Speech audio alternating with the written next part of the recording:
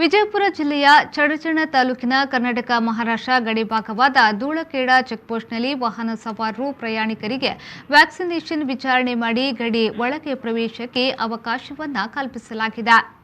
ವ್ಯಾಕ್ಸಿನೇಷನ್ಗೆ ಸೂಕ್ತವಾದ ದಾಖಲೆಯನ್ನ ಹೊಂದಿಲ್ಲದವರಿಗೆ ಕರ್ನಾಟಕ ಗಡಿಯ ಪ್ರವೇಶ ನಿರ್ಬಂಧ ಹೇರಲಾಗಿದೆ. ವ್ಯಾಕ್ಸಿನೇಷನ್ ಹಾಕಿಸಿಕೊಂಡ ಪ್ರಯಾಣಿಕರಿಗೆ ಮಾತ್ರ ಗಡಿಯ ಒಳಗೆ ಪ್ರವೇಶ ಮಾಡಬಹುದು.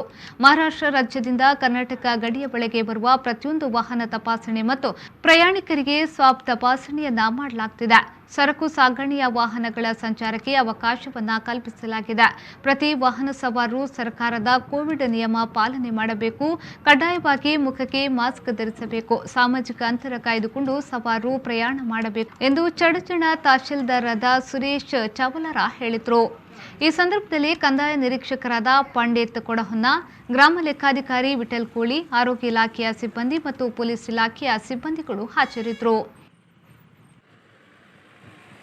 ಲಾಲ್ ಸಾಬಾ ಸವರಗುಳ, ವಿ4 ನ್ಯೂಸ್, ವಿಜಯಪುರ.